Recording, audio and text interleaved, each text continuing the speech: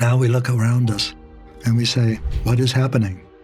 Events are in motion now that are as far-reaching and inescapable as the beginning of the pandemic that threatened the entire human species. We said in those days, we're all in it together. And we felt it. Do you still feel it? For the first time, our entire species is being shown the difference between the old consciousness and the new consciousness. But everything that happens to us has a purpose, and that purpose is our spiritual growth. But what about our experience now? That serves a purpose too. The world that we are experiencing now was created by the old consciousness, and everything in it reflects power as external, as the ability to manipulate and control. Power from the new consciousness is alignment of the personality with the soul.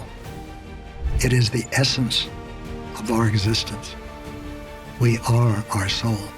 We come from our soul, and it's powerful.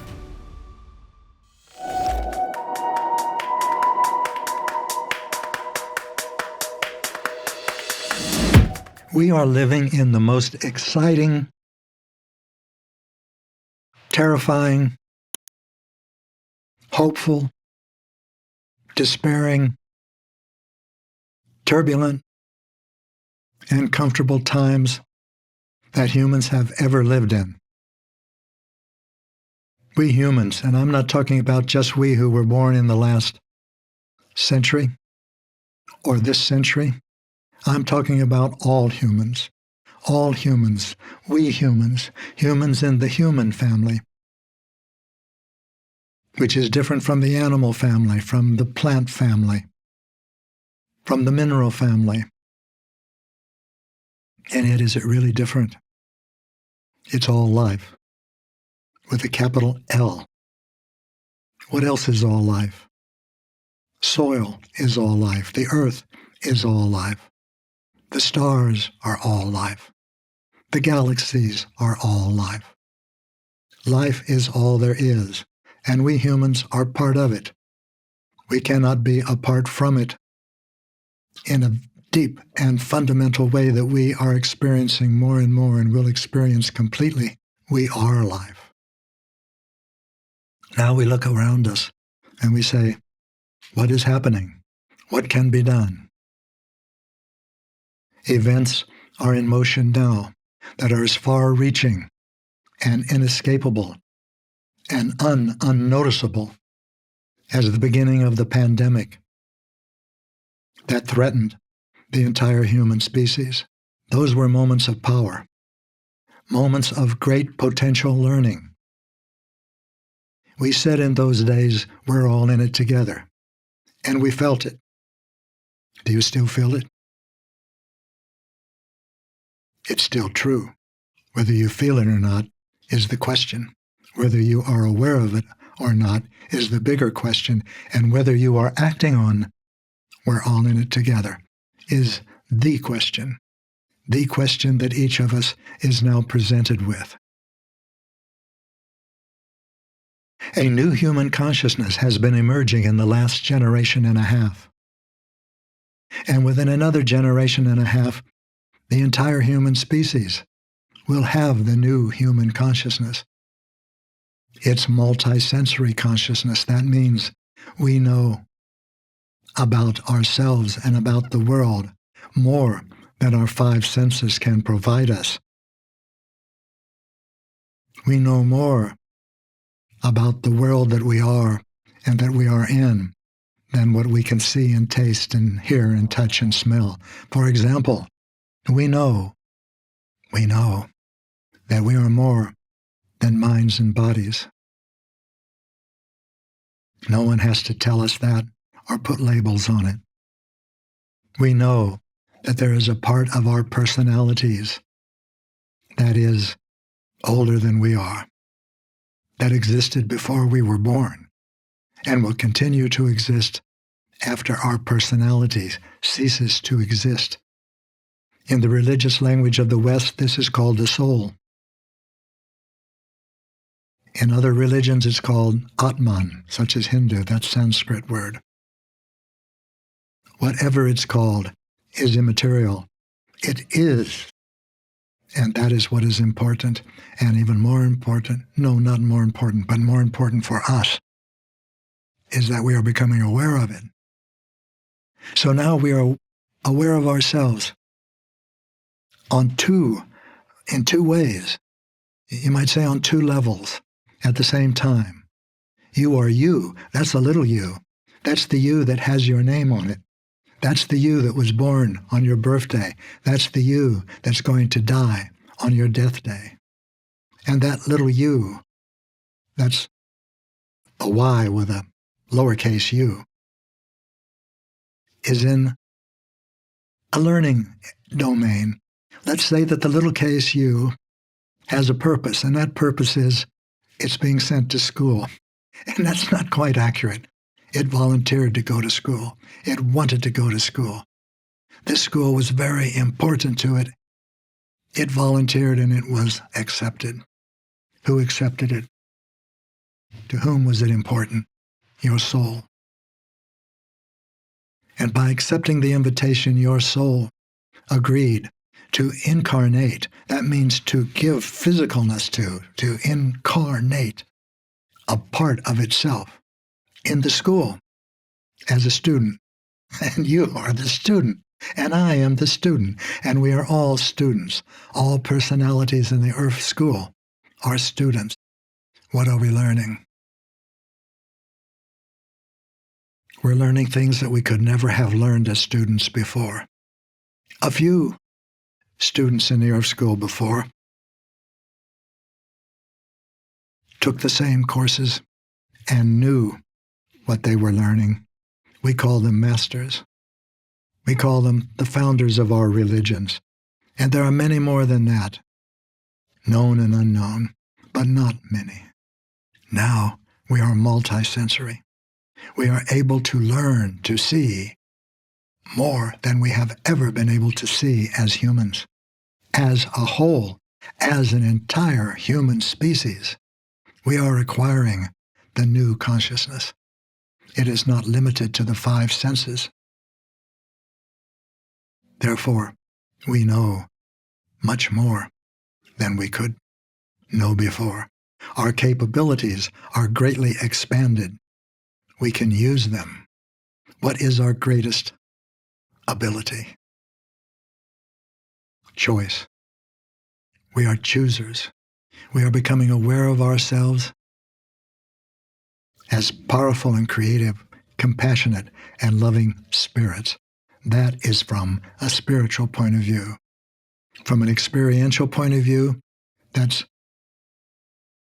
a way of looking at your personality. Your heart is active now in your evolution. Emotions are important. Love is important, and the lack of it is important. These words that used to be theological terms or philosophical terms are acquiring concrete and substantial meaning to students in the Earth School, such as we. But not all. Not all. This transformation in human consciousness is halfway accomplished, you might say. And in another generation and a half, it will be accomplished. But in the meantime, about half of us have the new consciousness, and half of us are still in the old consciousness. What does that mean? Really, in terms of what you're experiencing and what I'm experiencing, what does new consciousness and old consciousness mean? This time is so magnificent, so filled with learning opportunity, so filled with potential, because for the first time, our entire species is being shown graphically, dramatically, inescapably, the difference between the old consciousness and the new consciousness. I do not ask or even expect that you take anything that I say, here or when we meet in person, as so because I say it. I suggest that if you resonate with anything that I say, that you apply it in your life and see what it produces in your life. And if you like what it produces, Experiment some more. And if you don't, let it go. Let it go. Don't try to wear a shoe that pinches. Those of us that have the new consciousness are not superior in any way to those of us that are still in the old consciousness. We are human. We are in the human family. We are one with one another. We are one with all of life.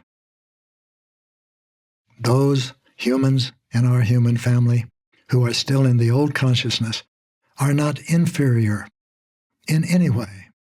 This is simply an ebb and flow of evolution.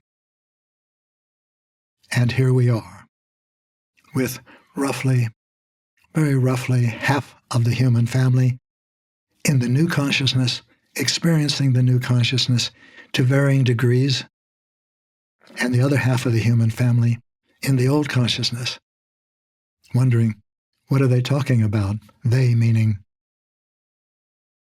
us. We who are listening to this podcast and participating in it.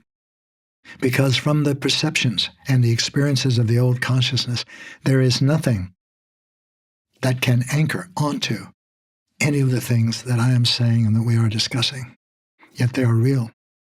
We know they are real. What do we do in this case? From our new perception, we are experiencing and beginning to understand that everything that happens to us has a purpose. Everything. And that purpose is our spiritual growth.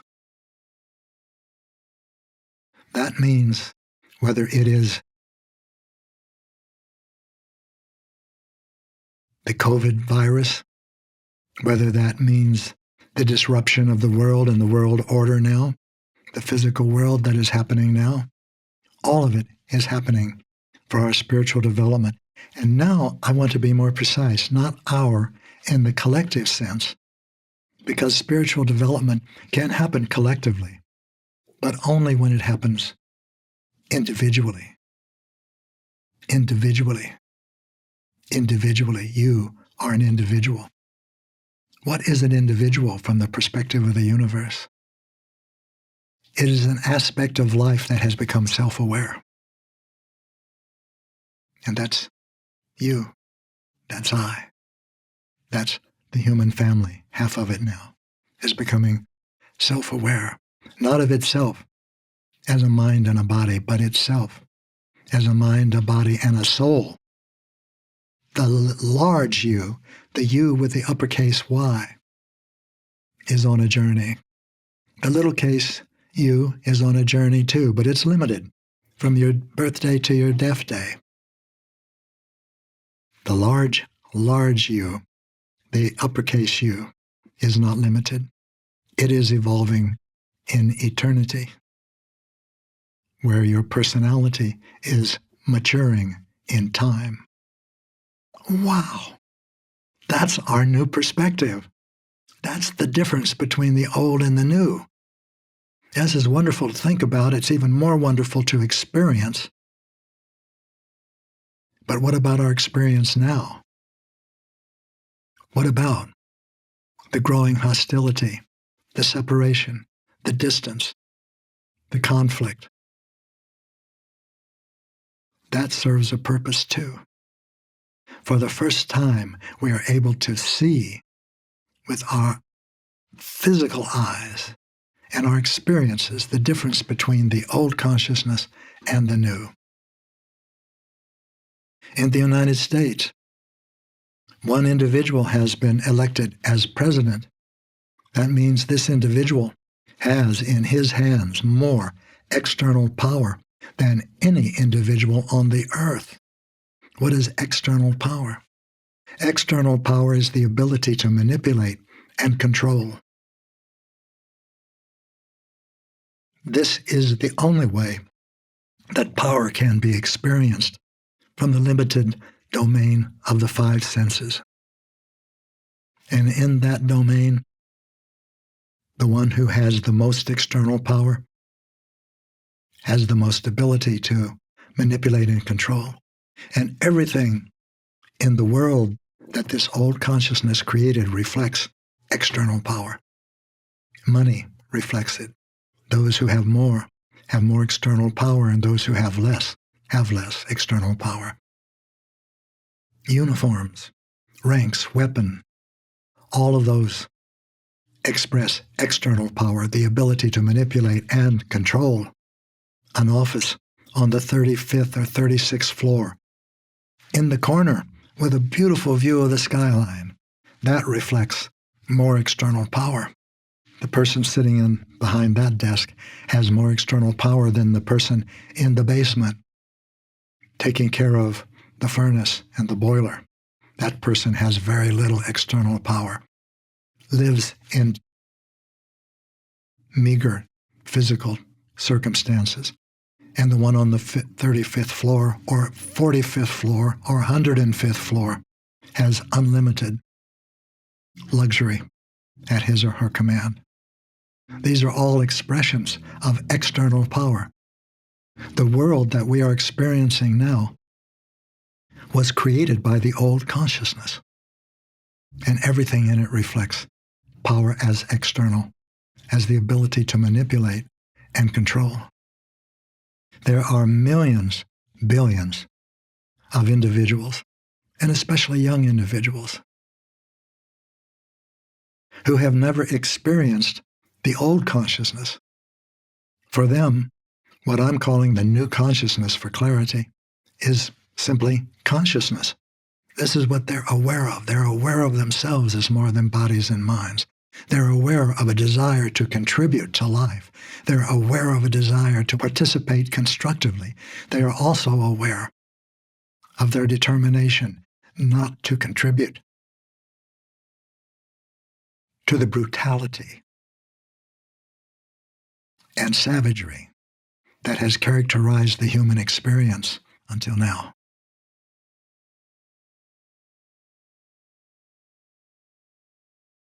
Power, from the new perspective, from the new consciousness, is alignment of the personality with the soul. From the old consciousness, the soul does not exist. It must be taken on faith,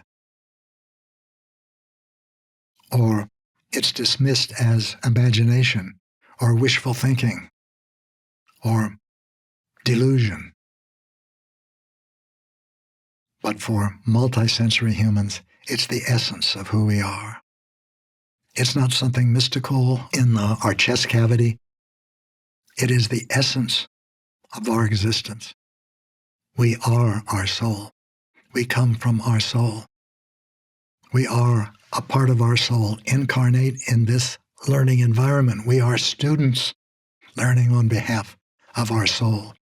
Not on behalf, our soul is learning through us. How does that happen? It happens through the choices that we, the students, make. We, the students, have free will, and it's powerful. We have the ability to direct our attention where we decide to direct it.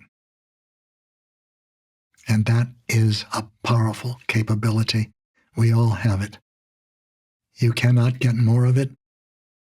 You cannot lose it because you are it. Now we're beginning to realize that we are it. And now we come to the point of high drama, among endless points of high drama.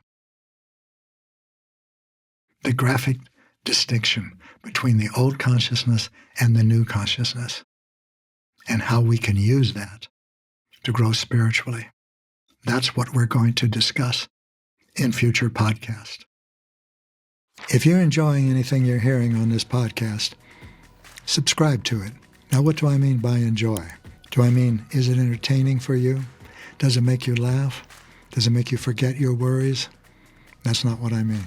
I mean, do you resonate with anything that I say as relevant, profound, and pertinent for you, not for the world, for you? Something that you can use, something that you can experiment with in your life. If you do, if you resonate, then subscribe, because there's more where this comes from. It comes from the universe, as do you. I have a soul step for you.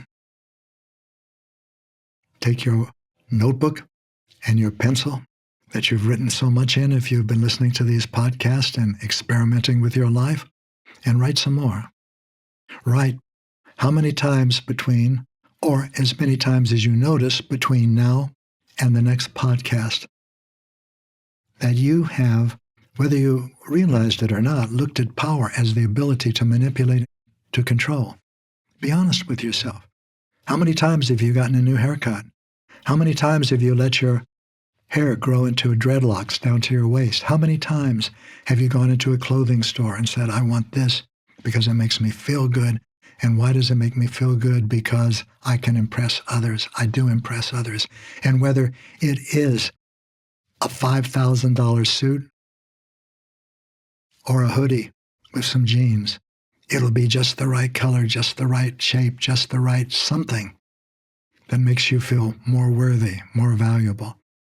When you can identify that in yourself, if that's ever happened to you, that's the pursuit of external power. If you've ever looked at anything you have, your profession, your education, your health, your body, your beauty, your athletic ability, your intellectual ability, as something that can influence others, or perhaps the inability of your body to move well, or a lack of health, anything you use to manipulate or to control others is a means of pursuing external power. And I have something very important to tell you about external power that I've told you before, but I'm going to save this for the next podcast so that we can go into it more deeply. And at the end of the week, before we go on to the next podcast, take a look at your notebook and see if there have been any times in your life between now and then that you have known somewhere that power is the ability to manipulate and to control.